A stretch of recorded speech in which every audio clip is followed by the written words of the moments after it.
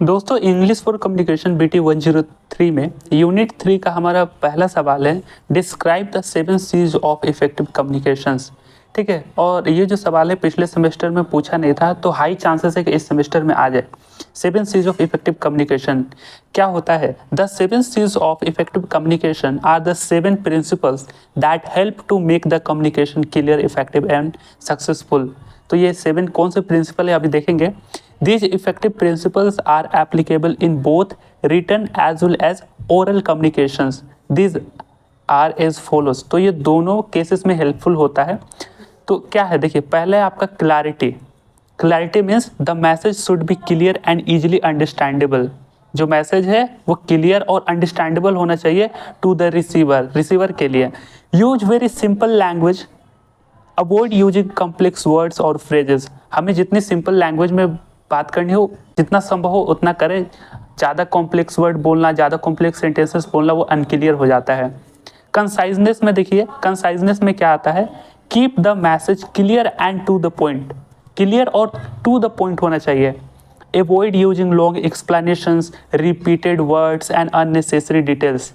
ठीक है ना, तो मैसेज टू द पॉइंट होना चाहिए। हम एकदम लॉन्ग एक्सप्लेनेशन ना दे, कोई रिपीटेड वर्ड्स ना यूज करे, अननेसेसरी डिटेल्स देने की ज़रूरत नहीं है, एकदम टू द पॉइंट चले।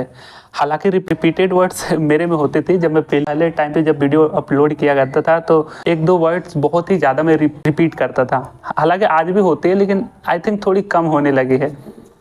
देखिए करेक्टनेस में क्या है, तीसरा है आपका correctness. The message should be error free and grammatically correct. ठीक है ना, it should be precise and accurate of all the facts and figure used in the message. तो आप चीज़ों को करेक्टली डिलीवर कर पाएँ, ग्रामेटिकली रूप से भी, और मैसेज भी आप करेक्ट डिलीवर करें। ठीक है ना, जो कि प्रिसाइज और एक्यूरेट होना चाहिए। तो तीसरा करेक्टनेस है।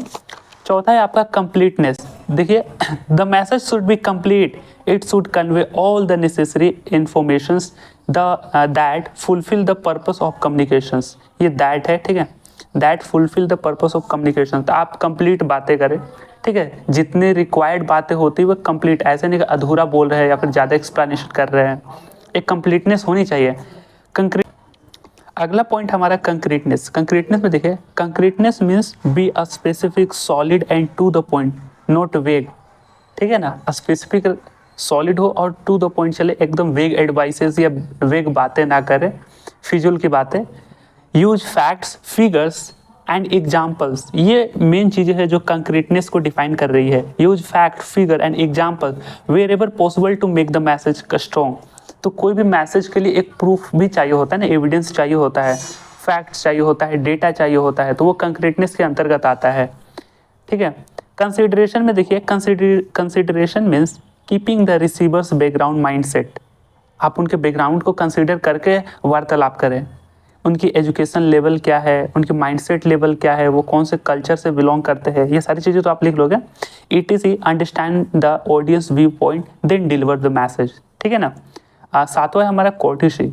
Courtesy means using polite, courtesy means using polite, respectful and friendly language with audience. अपने ऑडियंस के साथ एकदम पोलाइटफुल रहिए, रिस्पेक्टफुल रहिए, फ्रेंडली रहिए, ऐसे ही लैंग्वेज का यूज़ करें। Even you disagree, be humble in your words. अगर आप डिसएग्री भी होते हो तो अपनी बातों से हम्बल रहिए। ठीक है, तो ये कुछ सिंपल एक्सप्लेनेशन पॉइंट्स है। आपको ज़रूरत है कि इन सातों पॉइंट्स को मैं याद रख पाऊँ। ठीक है, अच्छा एक और चीज़, जब भी इसके क्लास, जब ये पूछे ना 7 C's ऑफ कम्युनिकेशन, तो यहाँ पे 7 C's ऑफ कम्युनिकेशन लिखना। ठीक है, एक सर्कल में, और इसके आजू बाजू 7 सर्कल बनाना, और उसमें जितने भी टाइप्स नहीं थे, जितने भी टाइप्स, उन सबको इस तरीके से कनेक्ट कर देना। इस तरीके से आप विजुअल फॉर्म में दिखाते हैं। हालांकि मैंने लिखा नहीं, समय कम था, लेकिन आपको बता रहा हूँ इन सभी सातों पॉइंट्स को आप जरूर ध्यान में रखें।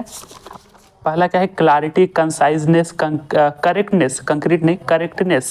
फिर उसके बाद है हमारा कंप्लीटनेस, फिर कंक्रीटनेस, उसके बाद कंसिडरेशन, फिर सातवां है हमारा कोर्टेसी।